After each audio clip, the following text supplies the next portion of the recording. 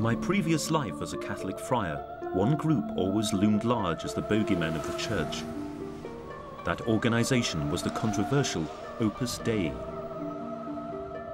Its members speak of the transforming effects of giving up their lives to God. God asks you for everything, and then he takes nothing away.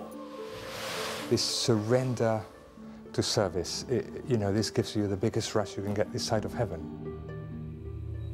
But Opus Dei's critics warn the curious to keep their distance.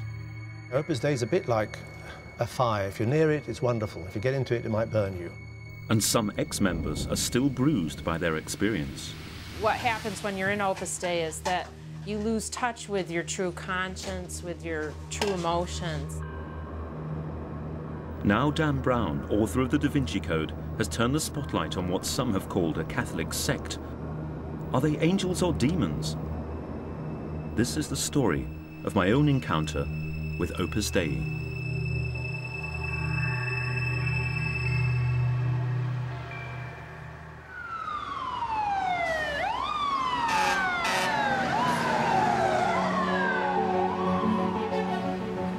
Downtown New York.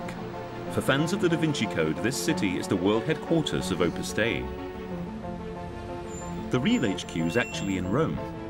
In the book, Brown has their members committing fraud and murder to protect a secret so powerful that it threatens the very existence of the Catholic Church. There's no escaping the fact that Opus Dei is absolutely central to the Da Vinci Code. And even before the book gets underway, in a preamble marked fact, it describes them as a devout Catholic sect that has been dogged by reports of brainwashing, coercion, and a dangerous practice known as corporal mortification. The book raises some serious concerns, contested by Opus Dei, that vulnerable young people are targeted to join and then pressured into staying. It claims that some members are required to subject themselves to a regime of excessive self-flagellation. But most seriously, there's the book's depiction of them as a super-rich organization with members drawn from society's elite, and that this allows them to influence not only the Catholic Church, but governments as well. And their enormous New York headquarters doesn't do much to dispel this claim. This building's known as the Tower of Power. Situated in the heart of Manhattan, it's become a magnet for fans of the Da Vinci Code, all convinced that something deeply sinister lurks behind the imposing facade. How you doing? Fine. As a liberal myself, this was like going into the lion's den, for Opus Dei have a reputation for being the ultra-conservatives of the Catholic Church. Let me show you what it's all about when they do come and ask a question. You see that plaque right there? Sometimes they even take pictures of the plaque with the book right and laying next to the plaque. People ask me, what kind of building is this? I said, it's a building that people live in, you know? I remember the lady telling me, what's that bright light upstairs? That's the torture chamber? I said, miss, don't be ridiculous. The torture chamber's in the basement, you know? One lady goes, so what's this Silas is like? I said, what do you mean Silas and everything? I'm listening, I didn't know anything about the character. They said, well, I heard that it's hard for people to leave Opus Dei and everything because if they want, this guy will come out and kill them. Silas is the murderous albino monk of the book, who's charged with enforcing the will of the evil Bishop Aringarosa, who operates from this enormous tower. But it's here that I found the Da Vinci Code's first factual error. There are no monks in Opus Dei. I hope that guy should know as little as that. You're the real Silas. I am the real Silas, you can bet on that. I don't know of any other Silas in Opus Dei. You can look at me. Am I albino? I am not, certainly. Just a member. I come here once a month. There's no escaping the fact that Opus Dei is not short of a bob or two. Some even claim that its wealth rivals that of General Motors.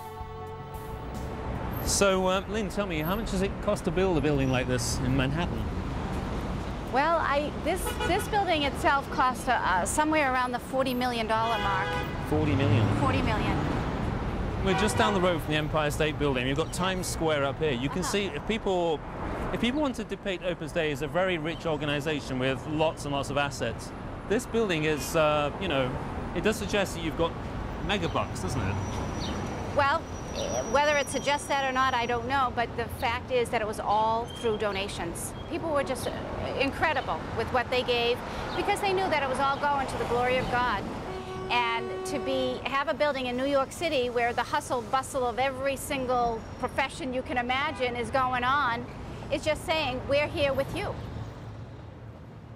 You might get the impression from this that the cash for this building came from all sections of society, yet my inquiries with other Opus Dei watchers suggest that the bulk of it came from one source, a rich Catholic convert who left the money in his will. But do one-off gifts like this put them on a par with economic giants? People have said that Opus Dei have a budget more or less akin to that of General Motors. Does that square with your research?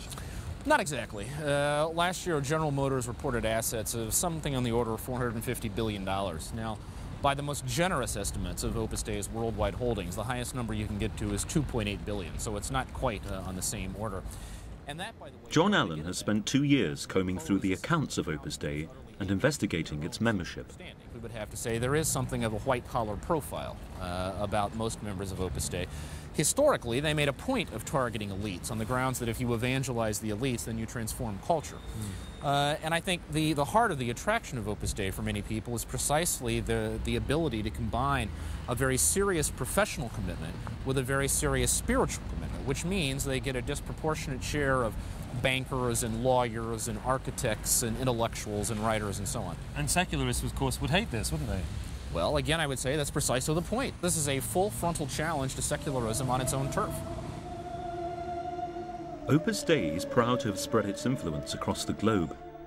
Its growing membership of 85,000 may be puny compared with 1 billion Catholics, but when those include cardinals, politicians, and every professional class under the sun, you begin to see how they exert such influence.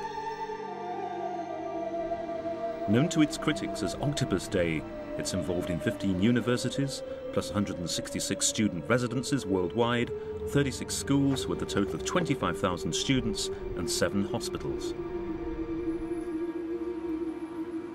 And when it comes to friends in high places, you have to hand it to them.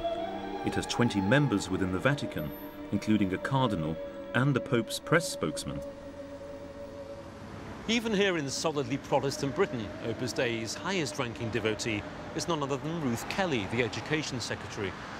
So what's the appeal of Opus Dei? What's the magnetic attraction of an organisation that pulls in such a wide range of powerful and influential people? To get to grips with that, you first have to understand the man that they call the founder.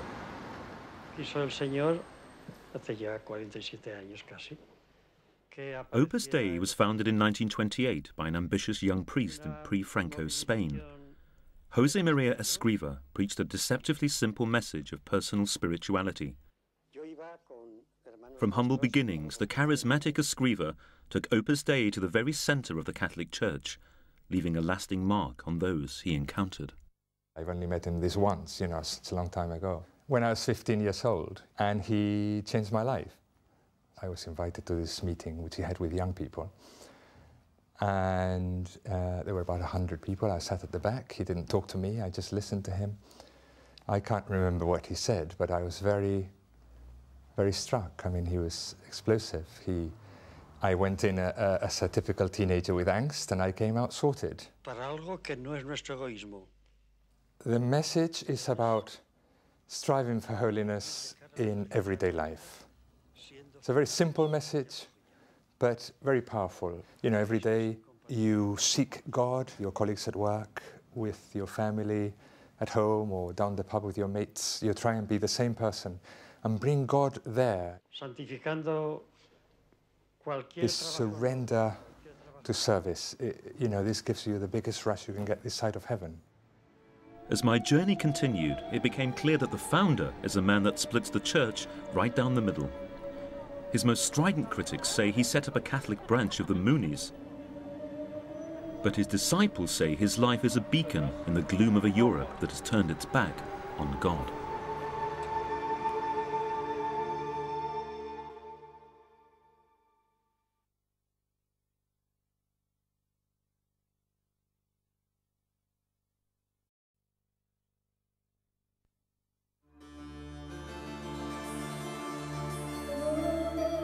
One of the Da Vinci Code's most dramatic scenes takes place in London, when Silas, the albino monk, drags himself away from Orme Court, the Opus Dei safe house, to die in nearby Kensington Gardens. The monk, like the book, may be fiction, but Orme Court really does exist. It's Opus Dei's UK HQ. Modernisers like Jack Valero are trying to use the Da Vinci Code to drag the previously publicity-shy Opus Dei into the 21st century. People don't really peer in through this window, do they? I mean, well, when the Da Vinci Code came out, you know, there was quite a lot of interest. Some people come here and look at the house, and even the street sign was stolen, I think. This is when we knew, you know, something had happened. what about the impact on Opus Dei generally? The book, I mean, negative, well, positive? 3 years ago, Opus Dei was virtually unknown outside Catholic circles.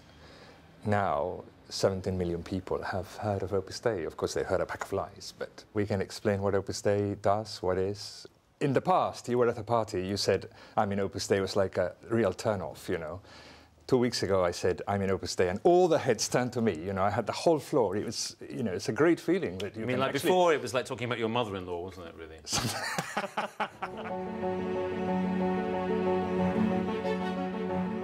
The unquestioning loyalty to Rome of Opus Dei's founder has meant that the organisation has become a firm favourite within the Vatican. Yesterday was the 30th anniversary of the death of José María Escrivá, who was the founder of Opus Dei. When he was canonized by Pope John Paul in 2002, this became his feast day. Congregations may be dwindling across the church, but Southwark's Catholic Cathedral is full of Opus Dei members, their families and friends.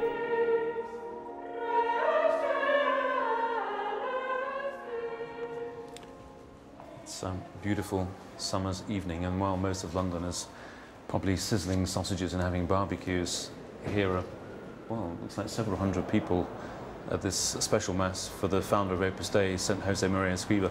Quite extraordinary. They've only got 500 members in the whole country, and yet this place is absolutely packed. It's an extraordinary testament to the hold and the central place that this man has at the spirituality of this organisation. Nothing I'd read in the Da Vinci Code gave me the slightest clue about how Opus Dei really organises itself. Celibate numeraries comprise about a quarter of their members.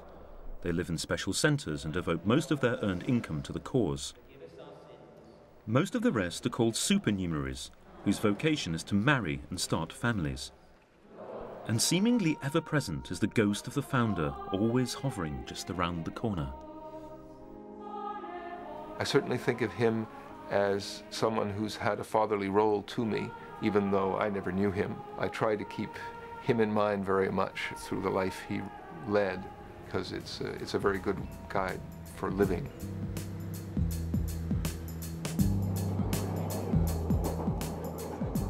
The founder of Opus Dei taught that all work can be sanctified as long as it's good work.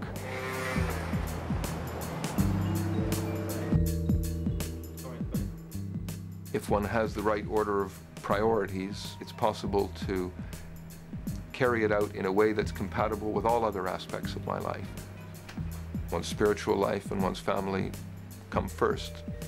Work is very important, but it's not, it can't be it's only a means to an end.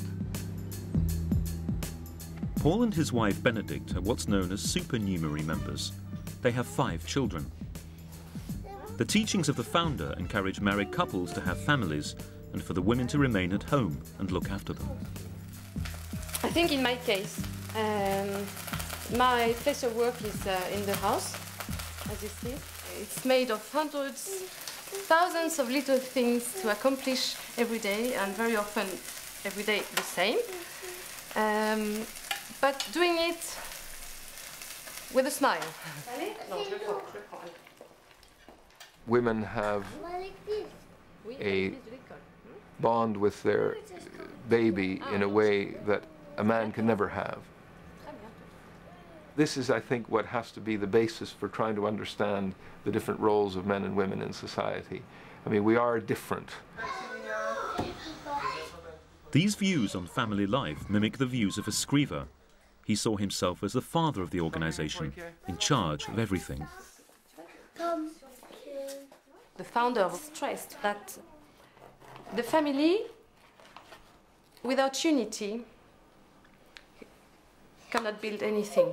And this implies for the family, which is the church, the family, which is the members of Opus Dei, who form a family, and his obsession was unity. It's not unusual for Catholics to have large families, but for Escriva, having a large family and using it, in his words, to exercise a Christian influence on society is a supernatural task. This is, our vocation as a married couple. First of all, to be a couple, and then to be parents of children. And we are lucky because we always wanted a large family, and we've been blessed so far. Yeah, this could be ready. Now everybody's going to bed.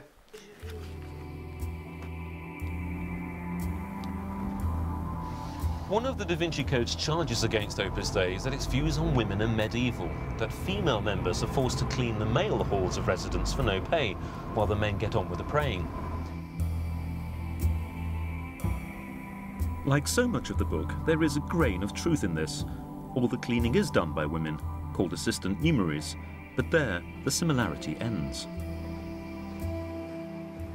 I understand you're something that's called an assistant numerary. Can you explain exactly what that is? Assistant numerary, basically what assistant numerary does, what her vocation is within Opus Dei, is to take care of the work of the home, which is running the centres of Opus Dei. Are all assistant numeraries women? Or, I mean, could I, if I joined Opus Dei, could I become an assistant numerary? No. No. Now, why is that? Because of the nature of the work involved? Exactly, not for any other reason. Because men have their role within society and women have their role. And it's quite natural for a woman to want to look after, take care of the home. I suppose 55% of members of Opus Dei are women, so they must obviously enjoy their time. Exactly. If it was such a terrible position being a slave all the time, I guess they'd all leave, wouldn't they? Slave? Certainly no slave. Certainly no slave. Adrienne has been serving God through her life in Opus Dei for more than 20 years. Opus Dei is here to remind us that we're all called to sanctity. And sanctity is that thing of doing things well, not just for yourself or just to see the things done well, but for love of God. I just feel fulfilled as a woman doing the work of the home, really fulfilled. I thought, this is it. This is really what I want to do in life. This is going to make me happy, and it has done. Such sentiments might make the emancipated sisterhood cringe, but who was I to tell her she was misguided?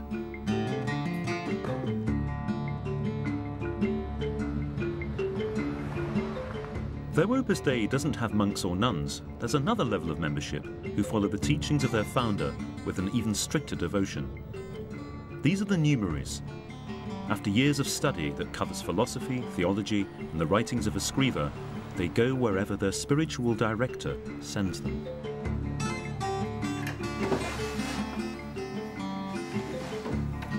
It's a life whose values run utterly against the grain of the modern world.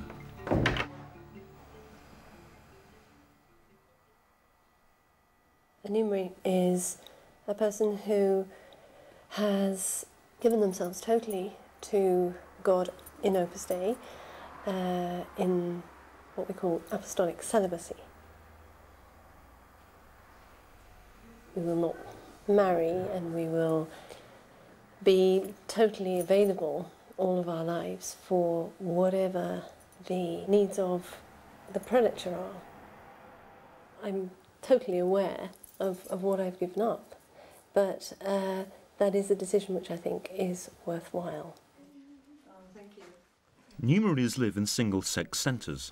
Some work outside the house, while others, like Eileen, who joined Opus Dei at the age of 18, work full-time for the organisation and run the centres. At this level, men and women inhabit completely separate worlds, separate finances, separate councils, and even separate in-house magazines.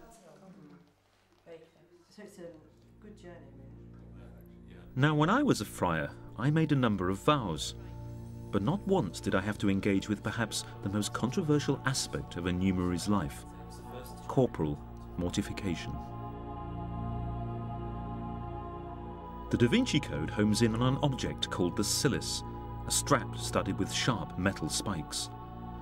Dan Brown describes in graphic detail the way in which Silas, the albino monk, forces the sharp metal barbs into his bleeding flesh. The idea seems to be to evoke the suffering of Christ. Right, so this is my bedroom. Your quarters. Yes, small, but adequate. One of the things about the Da Vinci Code is that there's reference made to this object, the Silis. You wear a Silis as a numerary. Yes, I do have a Silis. You want to see it? I would like to see it very much, because I've heard so much about it in this book, but so to speak. The Silis is a modern-day version of the hair shirt mentioned by St. Paul, and this is the modern-day version of the Silis. It's just uncomfortable. You would wear it for an hour or so, and it's a bit like chicken wire. Yeah. Well, I mean, perhaps it's a little bit finer. You can get them through the Carmelites or some other convent. It's quite sharp. Is it? It's just quite well. It's quite sharp. It's smooth on this side, isn't it? Yeah. It's sharp. The Silis is for different parts of the body, aren't they? But this one goes on the thigh. At the top here. Yeah. It doesn't break the flesh. It doesn't draw blood. It's in the Da Vinci Code, there's this impression that the blood is pouring down the leg, yes. and the guy's about to bleed to death. Yeah. Obviously, it's a dramatisation of something which is hardly. You've never injured yourself wearing it. No. No.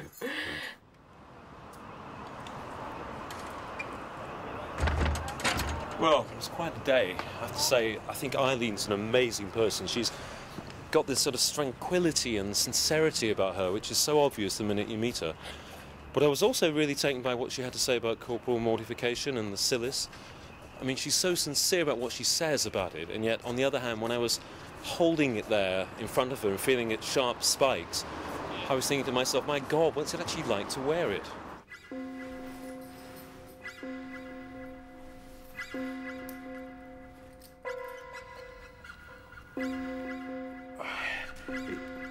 The sharp parts here do actually hurt quite a lot against the skin. Anyway.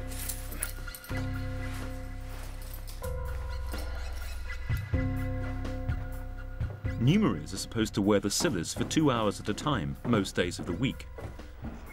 And even a scriba's writings controversially extol the virtues of self-denial.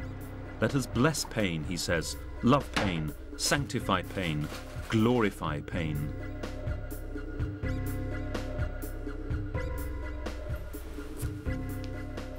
You can probably see where the Silis has been on, where those spikes, the barb part of the metal has been up against it. I mean, I wouldn't say it was really, really painful, but you certainly know it's been there. Proved you love God because you could take the pain. What that's got to do with Jesus of Nazareth, I have no idea. Mortification was central to the teachings of a scriba, and for 20 years insiders like Vladimir Feltzman knew of the passions that drove the founder. As a sign how much the founder loved Christ, he would whip himself until he bled, and we would try to do the same, not to that extent. But I used to put the Silis on my knee until it actually did bleed a little, because that showed, oh, I love God more. And Feltzman says he recalls another motivation behind the self-punishment. You were told, if you have a sexual temptation at night, whip yourself and it'll go. It doesn't work.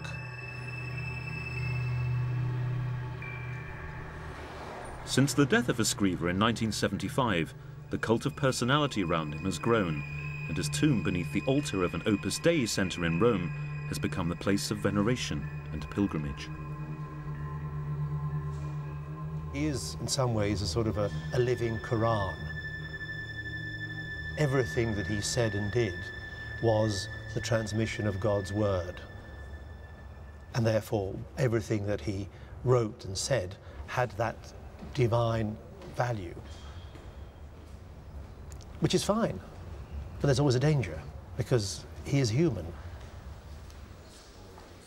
Opus Dei has had its critics over the years, and one of the criticisms has been that there's almost this cult of personality, you know, that he's just everything and it's all hero worship. Is that...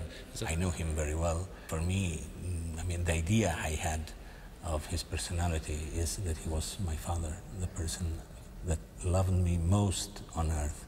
That's a good thing for you. For some people, they might think, ooh, that's a bit strange. Do you know what I mean? It didn't come from him, it came from us. Yeah. So it was natural for us to see in him the father. Yeah. And we called him the father. Yeah. And we called his mother our grandmother. So it was something spontaneous. Perhaps the group most susceptible to this cult of personality are the young, a group Opus Dei have been accused of deliberately targeting. Stung by what they say are the salacious lies of the Da Vinci Code, I would soon come to discover how Escriva's army would openly use the book to boost its own ranks.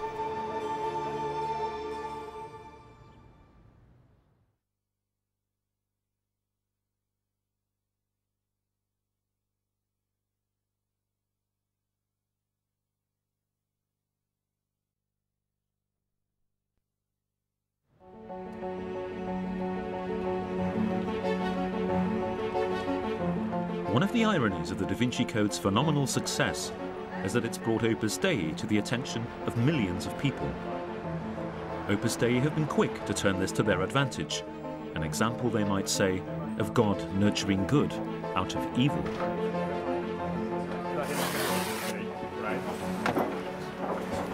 Jack, do you have high hopes of this talk? I don't know. I don't know how many people will come. What's the point behind the talk? What are you trying to do? Well, to explain how the Da Vinci Code is a work of fiction, and very little of what it says about Opus Dei is true. On the other hand, 17 million people around the world have read the Da Vinci Code, so it's a great opportunity for us to explain what Opus Dei is.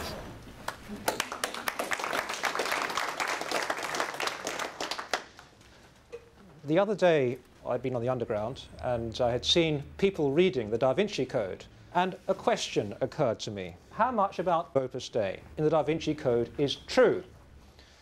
This is an ideal opportunity for Opus Dei to reach exactly the sort of people they'd like as new members. The Da Vinci Code is a work of fiction. Some followers recall the founder saying he was interested in an aristocracy of blood, money, and intelligence. Now, as a member of Opus Dei, I'm rather... This guy's done really well. He's got about 60 or so students here. A really busy time for them because they're just about to take the finals and they're under a lot of pressure exam-wise. But I don't know, it's kind of weird. I can't help thinking that instead of putting the record straight about Opus Dei and the Da Vinci Code, he might be here to actually recruit people. I suppose I would not feel in danger going to the Opus Dei now, because I think people look normal, of course. But then I would still be careful, or I might not trust some aspects. I knew about Opus Dei, but not a lot. I only knew the mystical parts about Opus Dei, and I have read the book. You wouldn't be unhappy then if, on the basis of tonight, you had a handful of people coming along saying, I'd like to know more about Opus Dei. Can I join? Yes, I think people are doing that anyway now. People read the book and phone in. So the irony is that Dan Brown's actually your best recruiting agent. Maybe he's done something that he didn't intend to.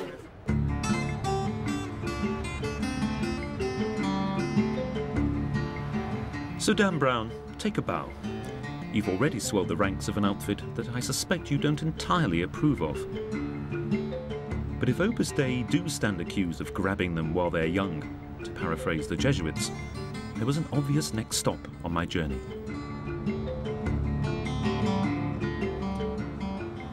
There's another organisation mentioned in the Da Vinci Code. It's called ODAN. That stands for the Opus Dei Awareness Network. Unlike a lot of things that are in the Da Vinci Code, it's actually fact. It really does exist, this organisation. It's run by a mother and her daughter, and what they try and do is gather evidence from people who've been involved in the organisation. ODAN's HQ was a far cry from Opus Dei's Tower of Power in New York. It's a family home in rural Massachusetts. Your mother says that you changed so much inside Opus Dei that she felt that you died. Right. I mean, that's very strong language. Were you aware of changing that much? I think deep down I was. What happens when you're in Opus Dei is that you lose touch with your true conscience, with your true emotions, because so much of that is controlled and squashed. When she was 19, Tammy DiNicola left home to attend Boston College. It was there that she joined Opus Dei. She moved into an Opus Dei center, and it wasn't long before her family became anxious that Tammy was becoming a completely different person. When she became involved with Opus Dei, she became very judgmental and very nervous and stilted. It was a very surreal experience.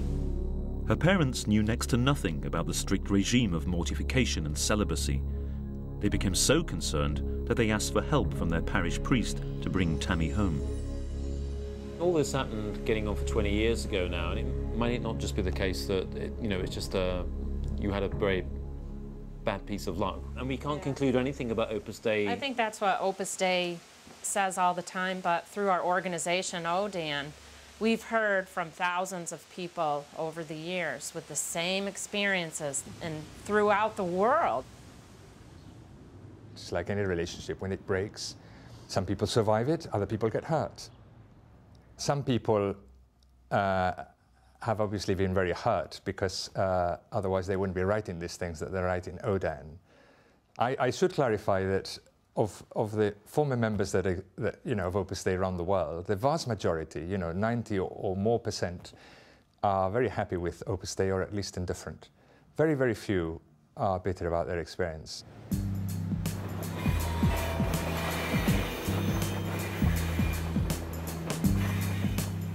In real life, Opus Dei can point to many of its projects to counter ODAN's charges that they have a negative effect on youth. Here in Chicago, for example, they run summer camps for vulnerable boys. Really, our kid, he sits on the corner flipping a coin. If it's heads, he joins the gang. If it's tails, he comes to Midtown. And for him, it's 50-50. That flip decision can be crucial. Dropout rates in this area are high, but students who attend Midtown have a much higher chance of staying on at college. I survived the gunshot. Oh, you did tell us about that. Wow, okay. I was walking down the street because I got off of the school bus, and then my grandpa... The kids themselves come from some of the toughest streets in America. You're how old? 13? This happened when I was in 4th grade. At Midtown, they spend their summer break catching up on maths and reading, with a strong emphasis on sports as well. And for those who are interested, there are also lessons in religious instruction, and pupils are left in no doubt about the central theme. The founder of Opus Dei, St. Jose Maria, is telling it's the everyday things is where we can bring our Catholic faith. When they go to class, when they go out and play sports, when they're having conversations with their friends, they can always elevate that to a point where I'm going to try to do this the best way I can. Let's go, Louis. The first thing we're trying to get through to them is that they have a call to be good people and good professional people. And then sort of secondarily, we begin opening up horizons. Do you pray? Do you do other spiritual things? We're giving them sort of the basic tools to build on. The founder of Opus Dei in the Way has a point that if you try to sort of just have a spiritual life but don't have the human virtues, it's like wearing your jewels on your underwear.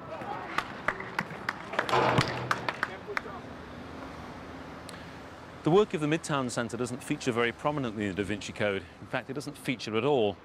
I suppose the notion of a Machiavellian organisation trying to take over large parts of the Catholic world doesn't fit very easily with the kind of inspirational work that goes on here. Opus Dei's own promotional materials make much of their worldwide series of workshops, classes and clinics. But one man's spreading of the gospel is another man's no-frills recruitment. If I was a parent, I'd be very tempted to send young children to Opus Dei organised things, because they are very, very good. But they have these two agendas. There's always the overt agenda and the covert agenda.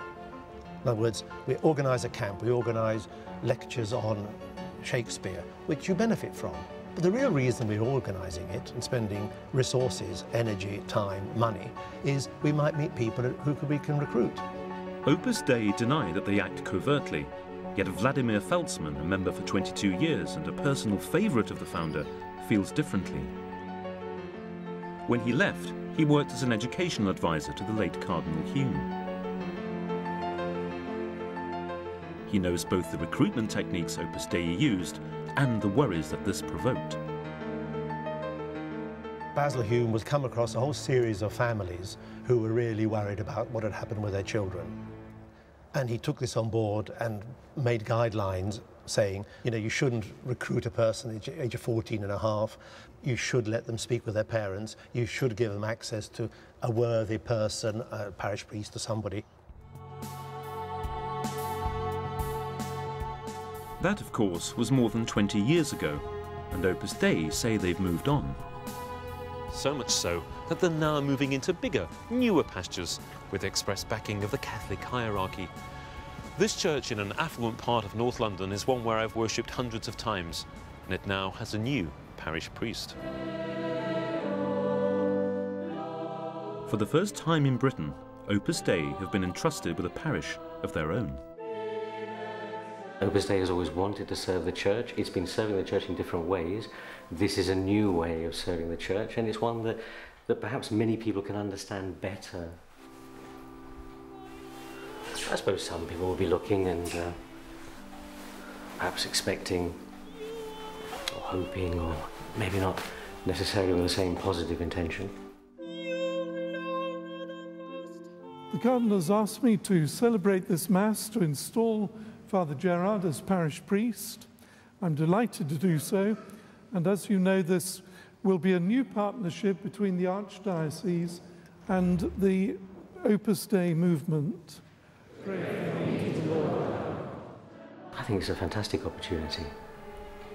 A lot of thought and prayer has gone into it, both in the diocese and also within Opus Dei.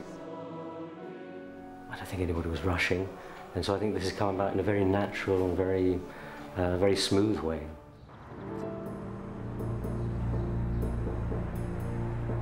Smooth might not be the way the previous parish priest would describe the handover. Now ensconced in a parish some 30 miles north of London, Father Ian Dickey was given a rather unexpected Yuletide present. When did you first come to realise that Opus Dei would be moving into your parish and that you'd have to leave? On the 21st of December, right on the eve of Christmas. And what were you told?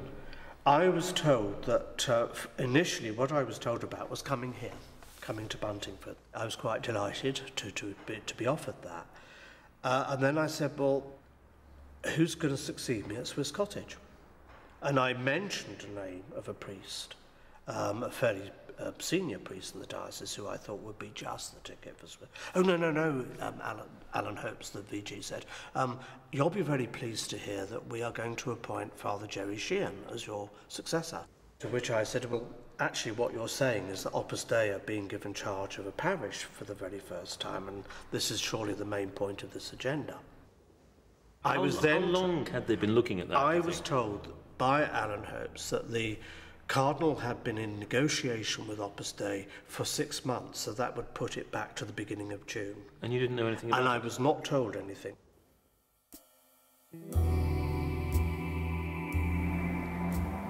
It's not fair, of course, to lay the blame for this process at the feet of Opus Dei. The parish is in the gift of the Archbishop of Westminster, Cardinal Cormac Murphy O'Connor. Escriva's followers have made an important advance, and the present Cardinal takes a much more relaxed view of them than his predecessor. I know that you can't consult everybody every time you change a priest, otherwise you'd never get anything done, but it's just that, you know, it would be good to have consulted the parish, would you like an Opus Dei priest, sort of thing? Yes. Yes. And, you know, I thought, if you're going to, if the bishop, after some council, thought that this was a good idea, and this was the particular priest who was going to to be the parish priest, I thought it would be better just as a fait accompli, really. I didn't think consulting the parish would be very helpful.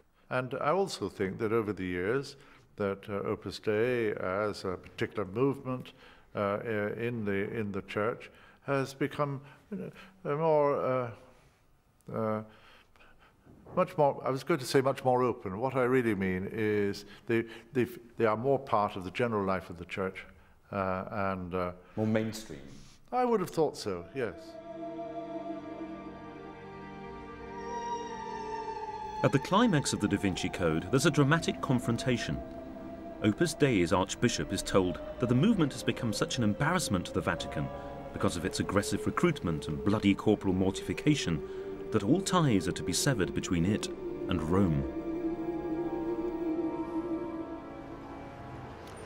But as I was to discover, Dan Brown's fiction is once again way off beam. The truth is that Opus Dei have been ushered into the very centre of the Catholic Church. 3 years ago, Jose Maria Escriva joined the likes of Augustine, Aquinas and Francis. He was made a saint.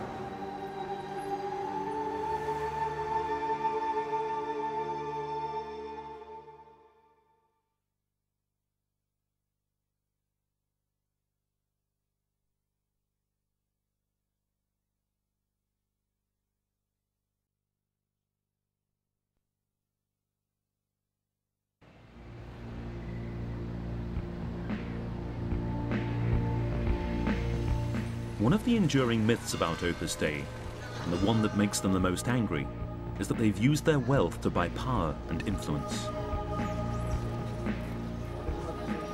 One of the most eyebrow-raising tales in the Da Vinci Code takes place right here in Castel Gandolfo. It's here where a €20 million deal takes place from the Vatican to Opus Dei, so that Opus Dei will carry out dirty work on behalf of the Holy See.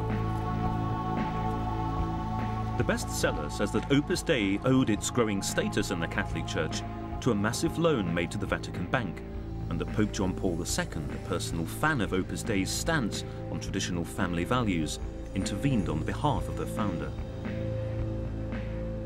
Escriva's beatification in 1992, leading to sainthood, was a mere 17 years after his death, rather than the century that was more common. The ceremony was at 10 o'clock. Yeah. We arrived here at 7:30 in the morning, and we just turned the corner here and we saw this huge crowd. All the way down there? All the way to the Tiber. And it was an amazing sight. The whole square full of people. And finally we got to here. Right exactly, right here it was. And at 10:23, I remember this very well, the Pope prayed the prayer of canonization, where he said that Jose Maria Escriva was a saint. Jose Maria Escriva de Balaguer é universa Ecclesia inter sanctos. What does it mean for Opus Dei at this point to actually have the founder made a saint? Well, now the founder's canonized, members are everywhere, it's become much better known. It represents a certain maturity for Opus Dei, you know, compared to other organizations in the church. It's been around for a very short time.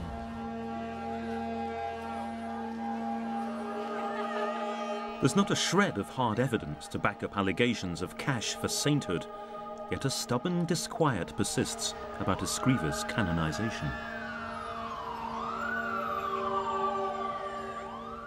I think they subverted the process, and much of that had to do with the perception, and I think the reality, that this Pope very much favored Opus Dei and favored this process.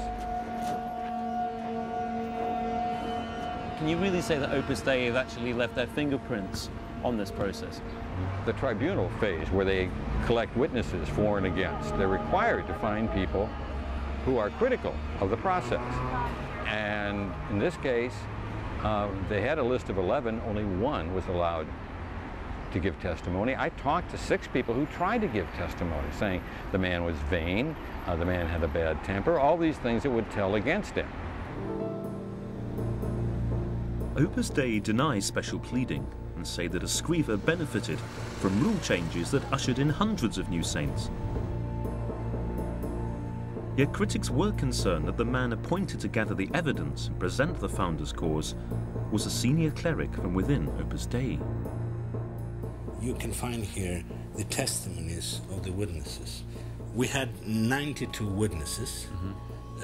11 of them were ex-members of Opus Dei. It means that 12% more or less. Do you think the process of beatification, with the wisdom of looking back, would that have been better if people with some of the negative testimony had their voices heard? I don't think so. I mean, all the witnesses who have wanted to say something have done it writing. But they weren't allowed to speak in front of the tribunal. Yeah, I don't think that new things, new anecdotes, new events would have come out from these testimonies. Was 17 years from death to beatification, was that extraordinarily quick or not? At that time, it was a record.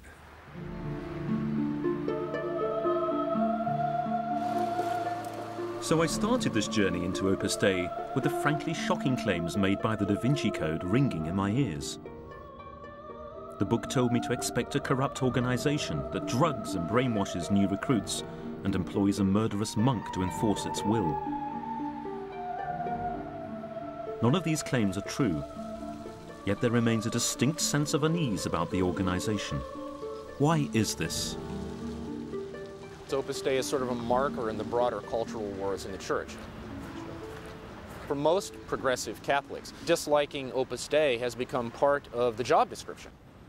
There's a kind of instinctive hostility to Opus Dei that has nothing to do with actual lived contact with Opus Dei in most cases, but perceptions of what it stands for ideologically.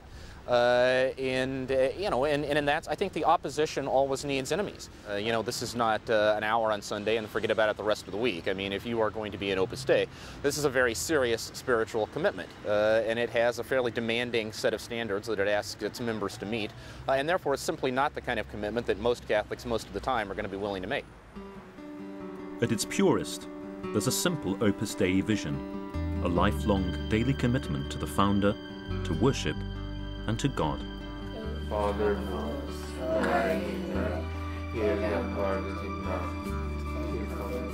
our faith is what makes the family stay together. We try to live the presence of God throughout our day. We try to ensure that our whole day is, in a sense, a day of prayer. It's one of the paradoxes of loving God is that there are, somehow, He fills you with love in return. I pray every day that lots of people be converted and that lots of people meet Opus Dei and they give their lives to Christ. So what do I really make of Opus Dei? I don't recognise the depiction of the organisation from the Da Vinci Code, but what I have encountered is a group of people whose conservative views on family life and intense personal piety run completely counter to a modern mindset that would try and keep God out of government, schools and public life. Their numbers are growing. The new Pope is a big personal admirer. Like it or not, Opus Dei are here to stay.